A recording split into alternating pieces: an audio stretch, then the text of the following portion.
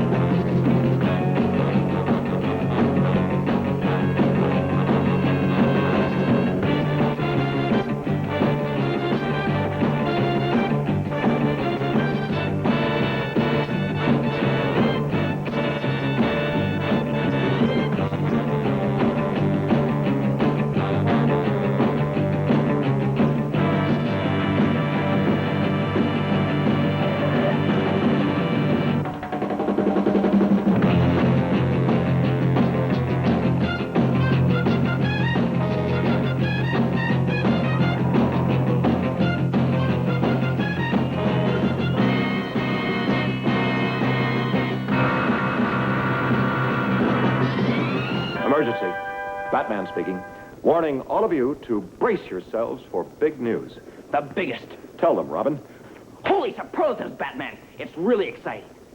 Soon, very soon, Batman and I will be batapulting right out of your TV sets and onto your theater screens. That's right, Robin. Our first full-length motion picture feature in color opens a whole new world of thrills.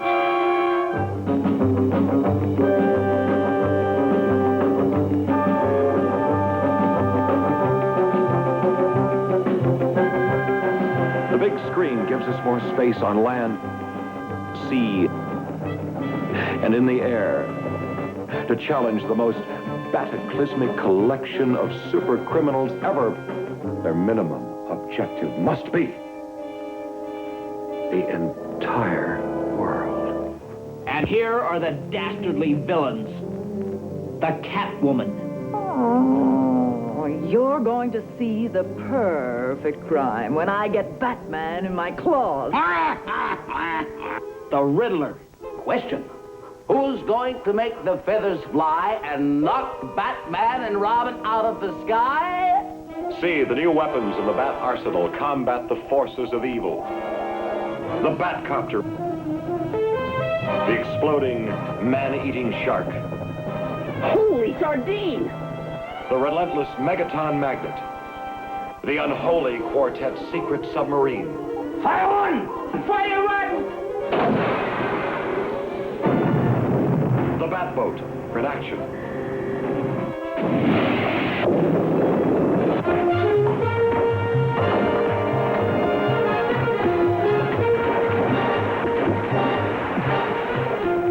The deadly disintegrator. The attack on the Batcave. Holy hallucination! You'll blast through the skies on these mad, manned missiles.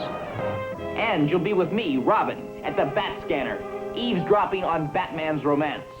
And you'll shudder at the death-dealing Polaris missiles. Brace yourself, Robin. This could be the end.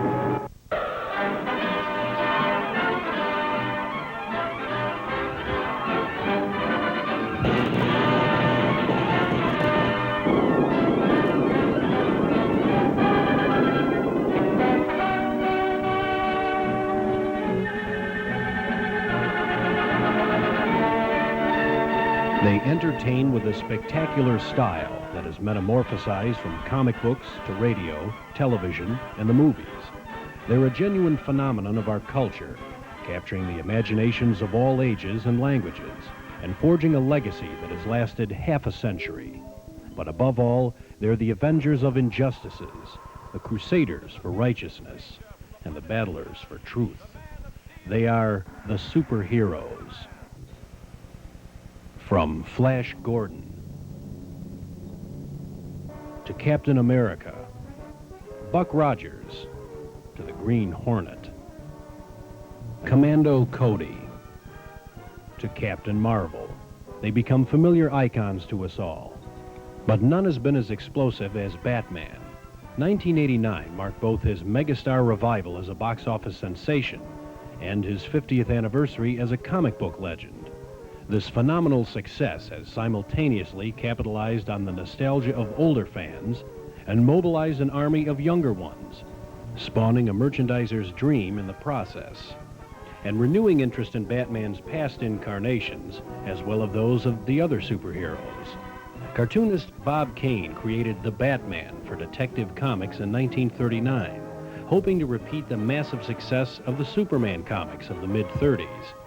Kane got the idea from Mary Roberts Reinhardt's novel, The Bat, which was filmed as a silent movie in the 1920s and featured the mysterious masked villain simply known as the Bat.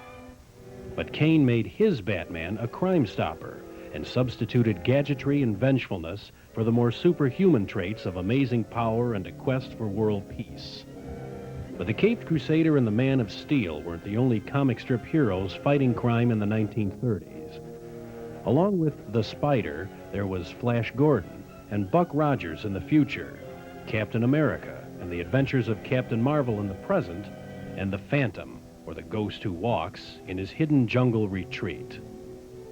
The transition to radio in the late 1930s and early 40s further dramatized the individual superheroes' adventures and made stars of such masked Avengers as the Green Hornet. But it was Superman who took to the airwaves with the most spectacular flair. Less than 2 years after his creation in the pages of Action Comics, Superman made his debut on radio. The date was February 12, 1940. His 3 times per week show was hosted by Clayton Bud Collier, whose characterization of the Man of Steel became the model for those that followed.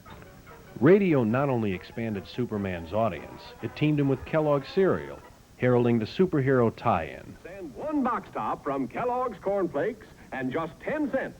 That's 1 box top and just 10 cents to Flying Superman, Box 330, Battle Creek, Michigan. Having conquered radio, Superman moved to the big screen beginning in 1941, bringing his comic book persona to life in a series of 17 animated cartoon shorts.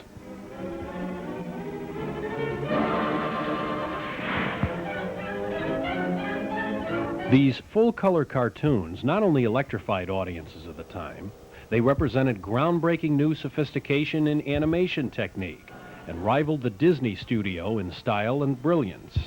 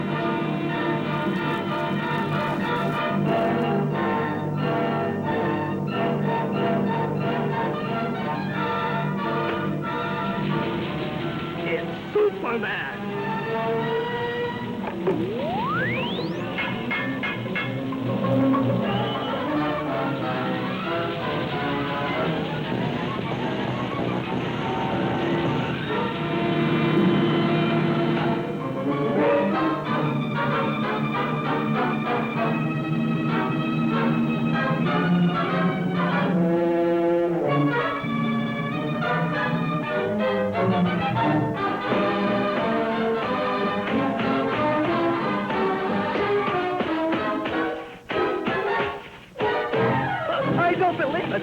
He isn't human.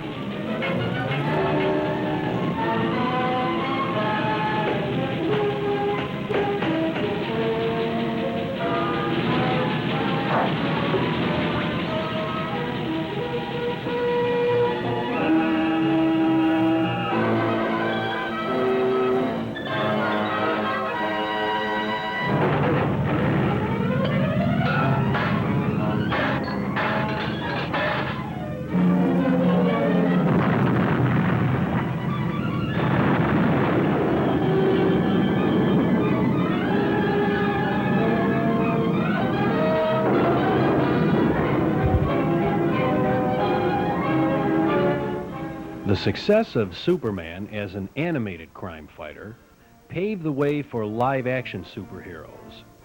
The 1940s heralded the era of the movie serial, which presented cliffhanging action stories in 12 to 15 installments, and thus launched an explosion of superhero popularity.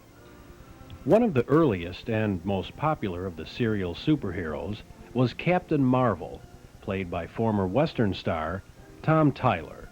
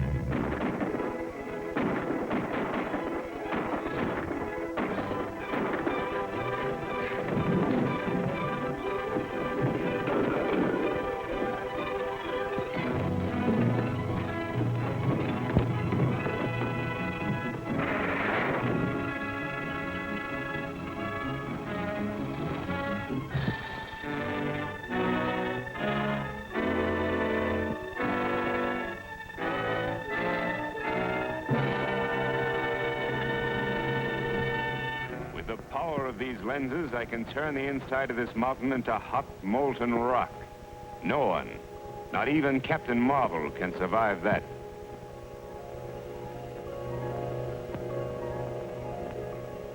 Shazam!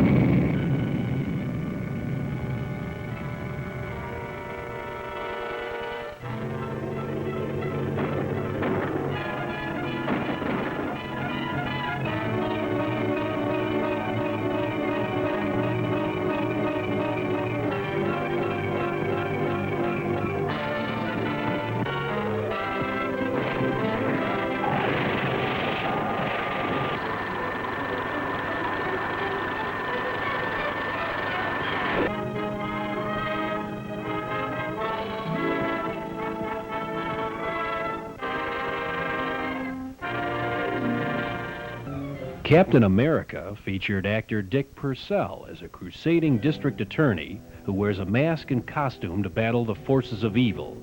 Again, this Saturday matinee character was based on a comic book hero. I'm afraid the district attorney won't recognize Miss Richards when he finds her a withered mummy. The commissioner's been alibying his failure to turn up anything in these Purple Death murders. You remember the commissioner and I have cleaned up crime waves in this town before. Yes, that mysterious Captain America did most of your work for you. I feel certain that this new crime wave will bring him out of hiding to help us.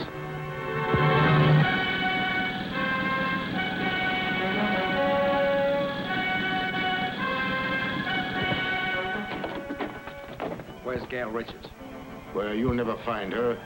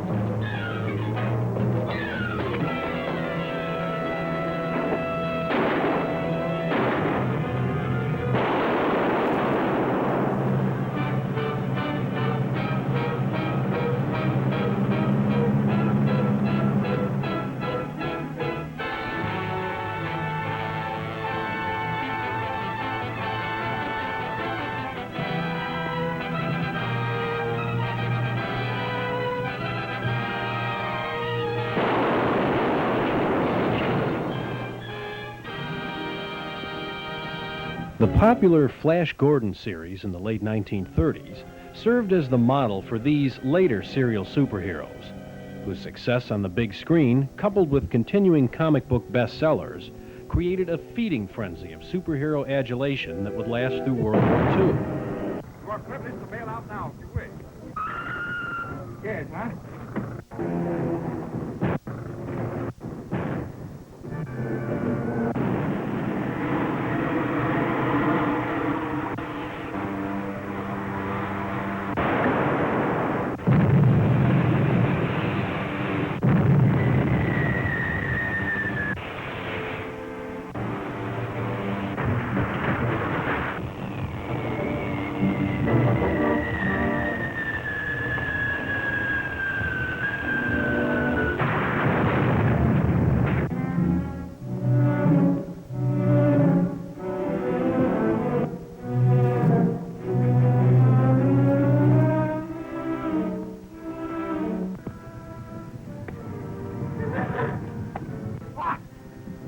I'll get it open. Keep an eye out, Dale.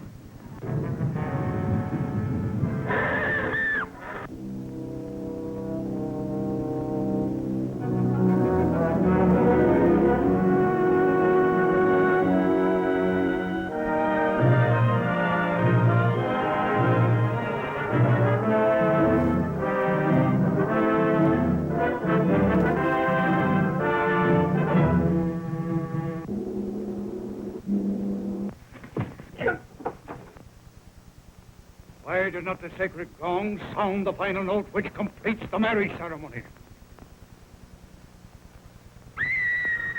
Great God, Teo is displeased! Get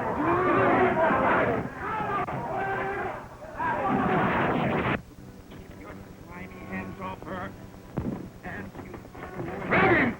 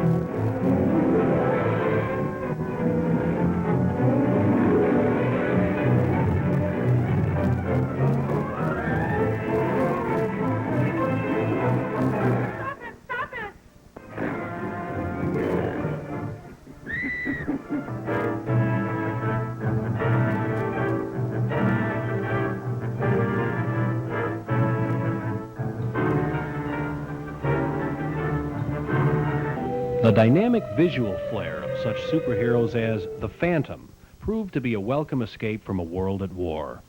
The Phantom starred Tom Tyler, who had also portrayed Captain Marvel 2 years earlier. Yet another comic strip hero brought to life on the screen, the Phantom dispensed his brand of justice from deep within the African jungle. And the combination of crime fighting, daring do, and mystery which accompanied Batman's debut in his 1943 serial served to permanently place him in the pantheon of legendary screen superheroes. Lewis Wilson was the first Batman.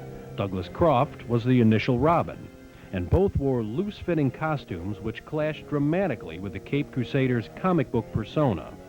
But despite this, Batman was a spectacular success. This paved the way for a second serial, The New Adventures of Batman and Robin, 6 years later. The revamped production cast Robert Lowry as Batman and John Duncan as Robin, and brought familiar characters from the Batman comics to life, most notably Vicky Vale and Commissioner Gordon. And the famous Bat Signal appeared in a live-action film for the very first time. But while the desperation of World War II proved to be a fertile spawning ground for new superheroes, it wasn't until 1948 that Superman himself appeared on screen in a live-action production. Kirk Allen, who'd worked in comedy shorts in the 1930s with Shem Howard of Three Stooges fame, was cast as the first Man of Steel in the Superman serial. And he followed with another 15-chapter serial, Atom Man vs. Superman, 2 years later. The year was 1950. With the world at peace, the serials had lost their escapist allure, but the future of the superheroes was never in doubt. The explosive impact of television served to further the commercial ties between merchandisers and the superheroes, and the ability of the new medium to broadcast programs on a weekly, episodic basis signaled the death knell of the motion picture serial. George Reeves, who had appeared as one of Scarlett O'Hara's beaux in Gone with the Wind, was cast as TV's first Superman in 1951. He had appeared in movies since the 1940s as a lead or second lead. Now tell me, what'd you boys find out? Well, we checked on the old lady, and she's as honest as the day is long. She's been working as a cleaning woman in the Allison building for the last 10 years. And her husband's out of work. Took her down to headquarters, showed her every picture in the gallery. She identify any of them? No. In my opinion, these two guys come from out of town. I'll tell you what we'll do. I'll invite Mrs. Cowdy and her husband here tonight as my guests. You have your men planted out around the room. And the old lady will give a signal when these guys show up. Yeah, it's not a bad idea. Does anybody else in the club know about this? No one. Good, then keep it quiet, just in case there's an inside partner. I won't mention it. Now, have your men here early so I can spot them. That will do. Do you mind if I use your phone? No, go ahead.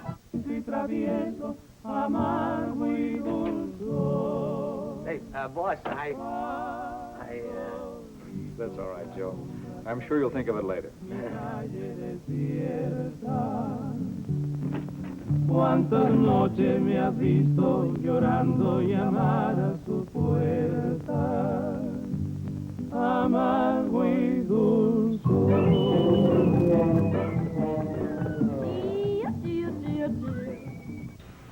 Reeves was introduced to audiences in all manner imaginable and appeared in a pilot Superman movie, Superman and the Mole Men, just months before the television series went on the air. It gave Reeves instant credibility as Superman. Wherever the target is danger, into the fray leaps the mighty man of steel, racing with supersonic speed to exploding excitement, bolting fearlessly into violence and villainy. No human onslaught can stay him.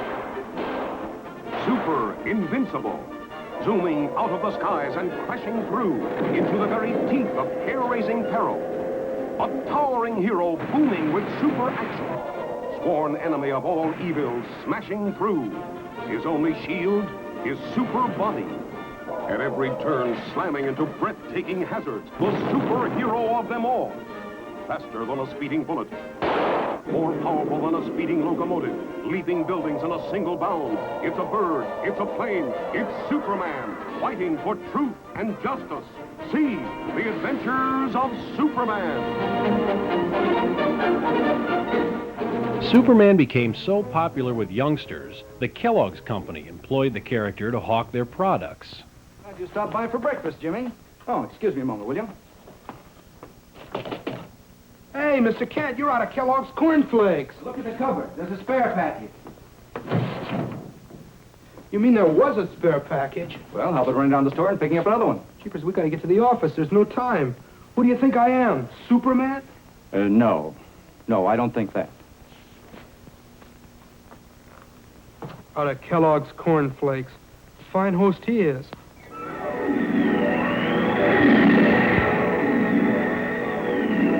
Even if Superman did deliver Kellogg's Corn Flakes, he'd have a tough time keeping everybody happy. More people run out of them every morning than any other cereal, because Kellogg's Corn Flakes taste best to more people. Always have, still do.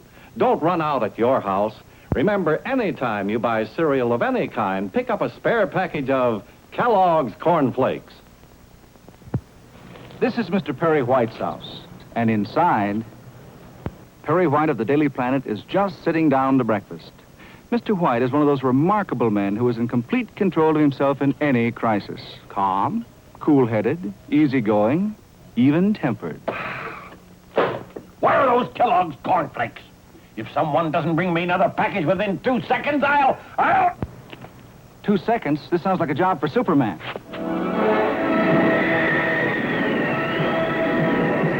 About time. Mr. White's a man who always gets his way. But even Superman couldn't keep everybody in Kellogg's Corn Flakes all the time. Every morning, more people run out of Kellogg's Corn Flakes than any other cereal. They taste best to more people. Always have, still do. That's why it's so easy to run out of them. So anytime you buy any cereal of any kind, pick up a spare package of Kellogg's Corn Flakes. You'll like them. Since Superman was able to help increase sales of Corn Flakes for Kellogg's, he was drafted by the U.S. government to help promote saving stamps in this special film for the Treasury Department.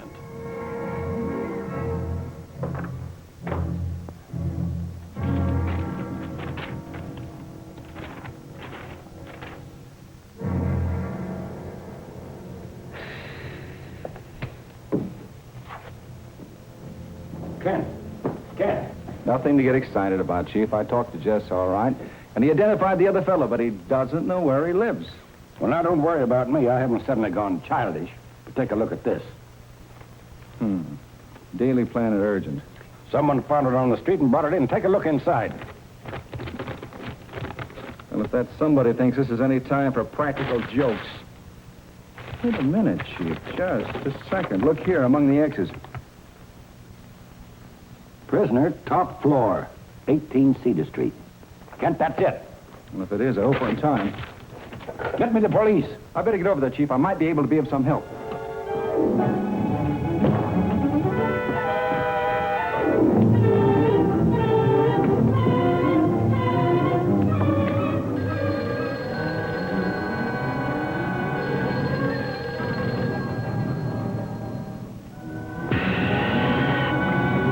Yeah.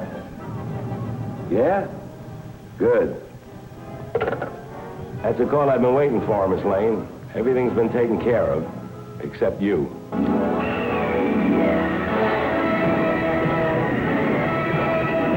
Blakey, don't. You just get a few years for the jewel robbery, but for this...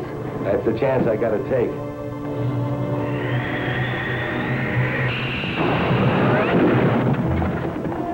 No, I don't believe it.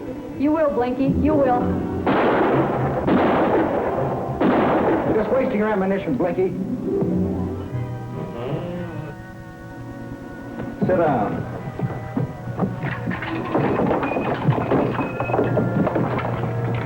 Hey, let me out. Let me out!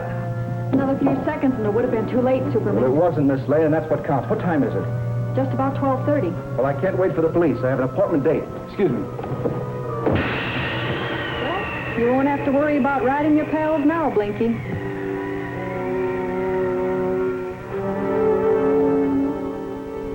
Hiya, boys and gals. There can only be one Superman, of course. Did you ever think about some of the super things that you can do for yourself? Well, like saving up the money for your own vacation, or for that new bike that you wanted so much. Well, all you have to do is just put away part of your allowance or your odd job money and put it in United States savings stamps at school. Those dimes, quarters, and dollars add up mighty fast, especially when you buy them every week on stamp day. Well, the first thing you know, you'll have enough for a savings bond, just like Dad buys for the payroll savings at work. And from then on, the sky's the limit. Take it from Superman.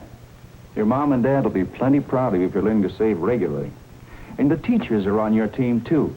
They make sure of having savings stamps at school for you to buy and remind you when it is stamp day. And so, boys and girls, be super citizens and have a super future by saving regularly with United States savings stamps at school. And keep on making me and everyone else as proud of you as we are today. Bye now.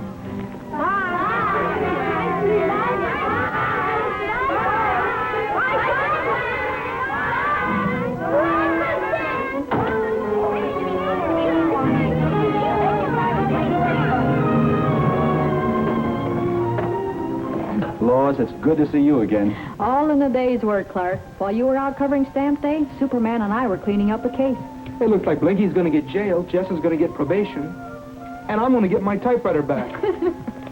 Golly, Jim, it's a lucky thing for me you saved your money for that typewriter. Otherwise, I'd never gotten that note out. It turned into a happy ending for everybody. And just to make the ending a little more happy, I have a present for each of us. Cheaper stamp albums. Thank you, Mr. Kent. You have an extra one. Who's that for? Oh, just for a friend of mine.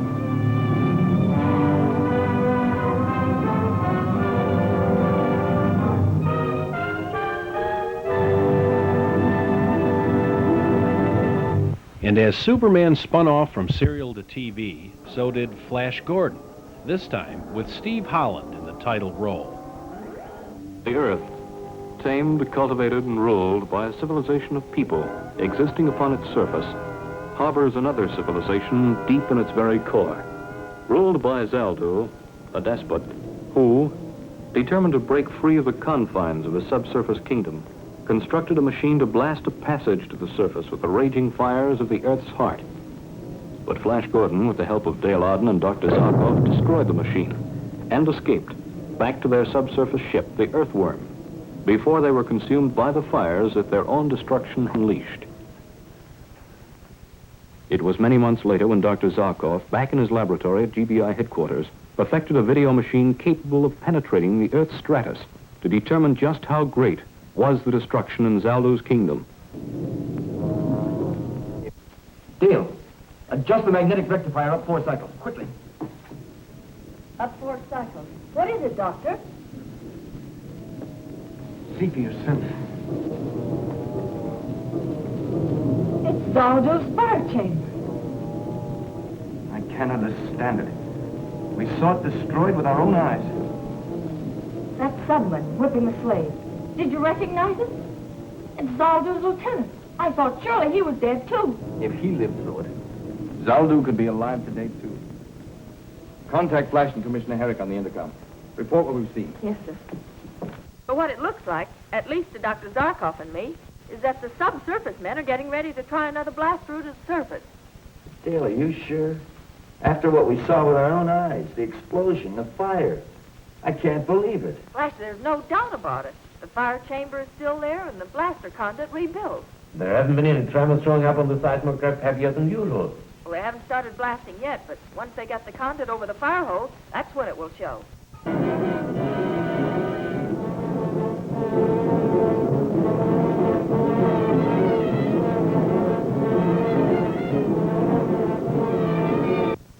Two pencils of light on a radar screen, one moving from the Earth's surface towards the kingdom of Zaldu in the core of the Earth, the other creeping from the core to the surface. The first light indicating a jet-propelled mechanical mole, piloted by Flash Gordon. The second light showing the progress of Zaldu's blasting operation to the Earth's surface. Look, the surface people drive closer and closer by the minute. We are ready for them. If I can steer a direct course into Zaldu's chamber, we can take him by surprise. What was that? Of course, but I'm trying to. It's no go. Strange. All jet chambers working perfectly.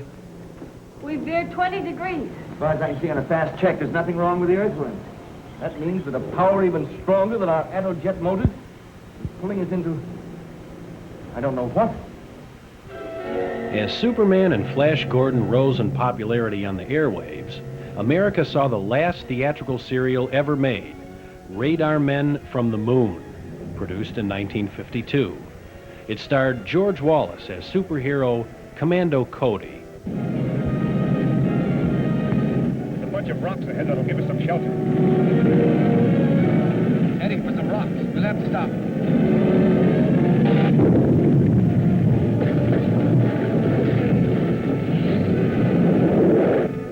That's our feed pressure line. We're stuck. I'll say we are. Pressure's down to nothing. I could fix this if I have time. Fly out and try to stop them with your grenades. Okay. Stop behind a rock, but I think I can blast it.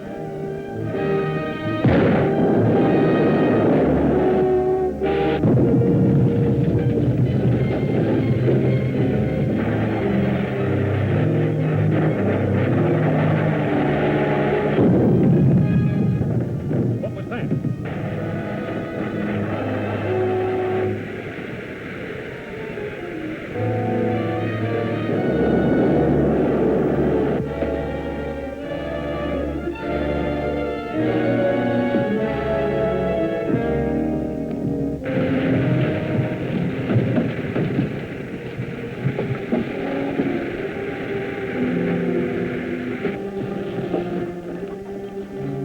We're stuck. So's the other car. Let's go after him with our ray pistols.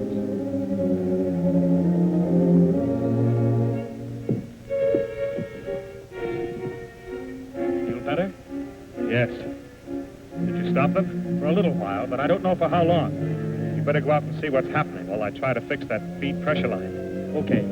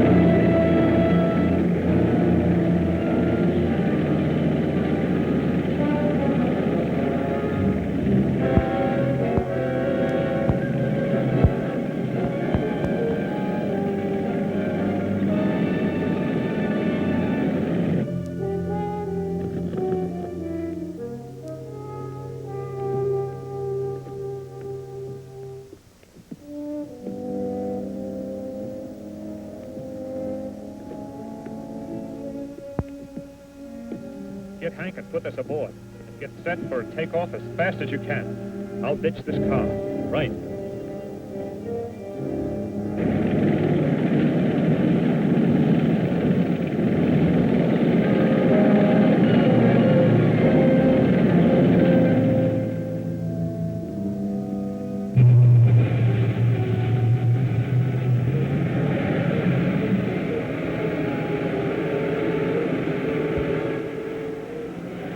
Although the superheroes couldn't save the floundering movie serial, their importance in television history is beyond repute. Despite this, production of the Superman TV show was suddenly halted in 1957, bringing to an end 6 years of action-packed episodes and severing a sponsorship with Kellogg's that had begun in the radio days. Star of Superman. You know, there's something mighty interesting going on around my town. Every place I go, I see that favorite new cereal of mine, Kellogg's Sugar Frosted Flakes. Look. You just can't be Superman, and that's all there is to it. Why not?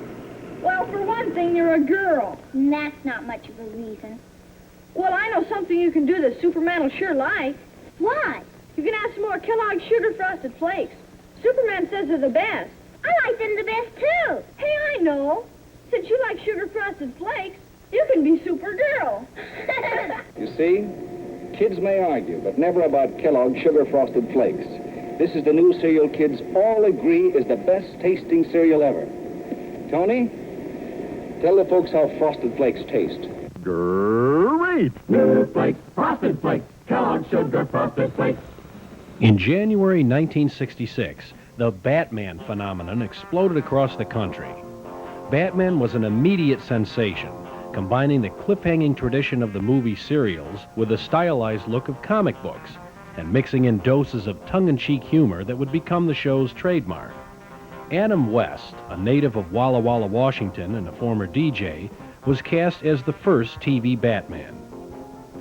West had starred in such films as The Young Philadelphians and Soldier in the Rain, and had been a regular on the Robert Taylor television series The Detectives, but the Batman explosion made him an instant superstar. Sidekick Robin was played by Burt Ward, whose only previous show business experience had come as the world's youngest professional ice skater. Ward was 2 years old at the time. 19 when the Batman series began, Ward meshed perfectly with the hyper-stylized tone of the show. With its unique gadgetry, crazy color scheme, and same bat time, same bat station portentousness, the Batman series was a twice-a-week tonic to TV audiences of the era, who reveled in the show's campy excesses and the comically insane machinations of its unforgettable villains. The Penguin, the Joker, Catwoman, the Riddler, Egghead, the Archer, King Tut. They all fought Batman for control of Gotham City. And all were portrayed by legendary screen performers, lured to television by the irresistible opportunity to forever forge their personas as the live-action counterparts to the comic strip villains.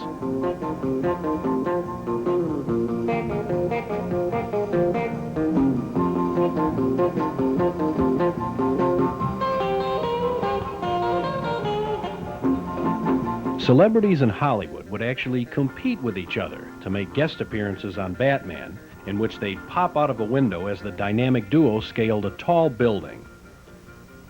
Batman's stunning triumph as a TV series led to its filming in 1966 as a feature film. And as the 1967 TV season began, Batman and Robin introduced ABC's new lineup of shows, which included another superhero, the Green Hornet, and his assistant, Kato. It's a Bat Mike Review cartridge I invented for the commissioner last week. It should have all the ABC fall shows on it. Let's check it against the schedule. I'll just slip this cartridge into this special set and see if it's been tampered with. Ordinarily, Robin, your Aunt Harriet and I don't permit you to watch television until after you've done your homework and caught your criminals. But I'm afraid we'll have to make an exception. Well, Robin, Monday and Tuesdays seem to be in order. Holy rainbow. Every single program in color. That's really something. And look, Our own daring adventures are on twice a week, just like last season. Careful. Remember, Robin, a boy wonder should be modest. 7:30 will start Friday's buzzing with The Green Hornets. That legendary nemesis of crime with his loyal companion Cato thrilled most of us as kids in one of radio's longest runs. Let's push this aside, Cato, and go through. I'm with you, boss.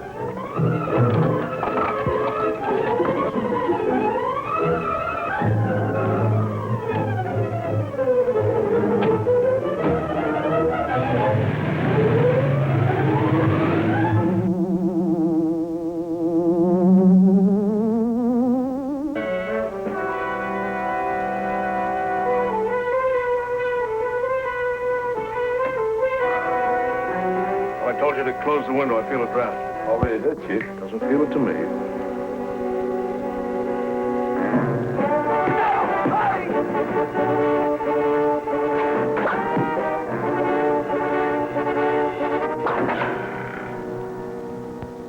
What is all this? No more tricks, Carly. I'm here to talk business. What do you want with me? I have something you might want. For example? A gun that fires accurate and fatal bullets without gun flash or sound. What makes you think I might want it? Should I ask them why they killed Renner, or should I just ask you? I'm a reasonable man, Hornet, but I'm not a fool. I know Al Trump's got that gun. And I've got Trump right in my pocket. Meaning? If you want a deal, deal with me. For something I haven't even seen? For all I know, that gun may be nothing but a rumor. Is a rumor worth killing for? Getting it for nothing is one thing, Hornet. But to pay for it? I'm still a businessman. Suppose I set up a demonstration. Just the three of us. Trump, you, and me. Open and above board. And I'm to trust you. I'm willing to trust you. I kill, Hornet. I don't lie. That's something I have to find out. True. Then I'll hear from you. You'll hear from me.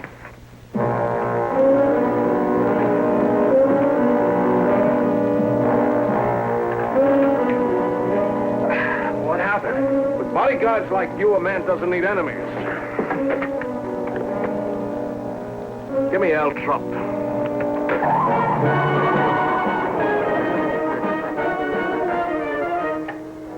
Now listen to me, Trump. I want to do business, but not with the Green Hornet. He'll move us both out. But I've got a way to get around that. Shut up and listen to me. We'll set up the demonstration in one of your layouts. Only the target is going to be the Green Hornet. You still going to go through with it? I've got no choice. It's the only way we can bring the gun out in the open where we can get our hands on it. You're walking into a trap. You better let me help. Thanks, Frank, but the Green Hornet started this. He'll finish it.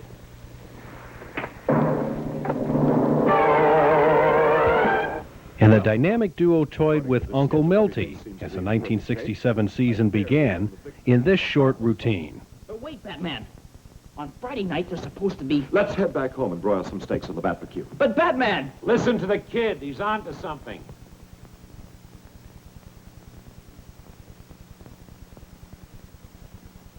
There's someone under that desk.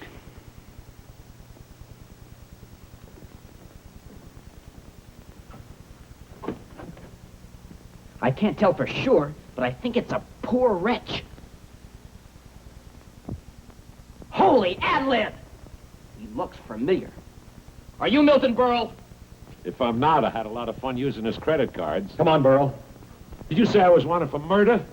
That's right. What do you mean? ABC wants you to murder the people every Friday night, starting this September at the stroke of 9.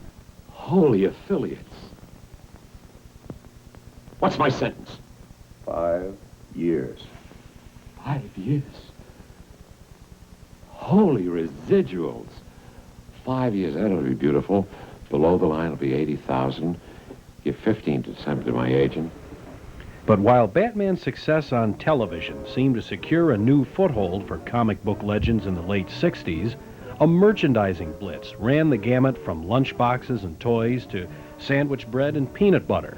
and even superhero action figures. Or crash a wall. Superhero action figures over 7 inches tall. Each sold separately. Superman, Batman, Incredible Hulk. You can make them do their thing. Even make Spider-Man slide down a string. Lots of action for one and all. Action figures over 7 inches tall. These superhero action figures each sold separately. Batman, Superman, Incredible Hulk, and Spider-Man, each sold separately by Mego. By its third season, Batman had run its course. Despite the introduction of a sexy newcomer to the scene, Batgirl, played by Yvonne Craig. Supersonic speed blasting through Superman. Zooming into astounding... While television was home to the superheroes of the 1950s and 1960s, the 1970s would see them flying across the silver screen. Superman was a sensation in 1978, sparking 3 sequels, a revitalized comic book explosion, and a multi-million-dollar market in product tie-ins that shows no sign of stopping. The superhero's success set the stage for Batman's spectacular return in 1989 and his revamped incarnation as portrayed by Michael Keaton. And Batman's alter ego in the film, Jack Nicholson as the Joker, not only rivals the Cesar Romero incarnation for sheer hysterical absurdity, but it's captured the imagination of the movie-going public and has helped the 1989 Batman set box office records wherever it's played. But it's merchandising, that backbone of all superhero pervasiveness, that has rendered Batman as a true sociological phenomenon. While the film's success is measured in the hundreds of millions of dollars, the Batman tie-ins are computed in the billions, with lots more on the way. And in addition to the toys, clothes, and games, there are the new Batman comics, which investigate the Bruce Wayne psychology for the first time. And the fantastic success of the Keaton-Nicholson Batman has renewed interest in the 1960s incarnation of the Caped Crusader. At a recent revival of the 1966 feature film, hundreds of fans were on hand to greet series villains like Cesar Romero as the Joker, Julie Newmar as Catwoman,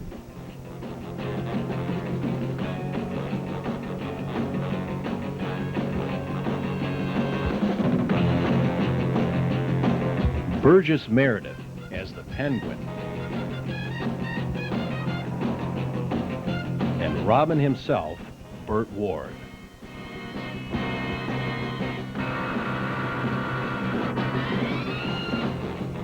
New fans who hadn't even been born when the series originally aired waited for hours to sit in the famous Batmobile, to shake hands with the stars, and to get autographs from the celebrities on hand.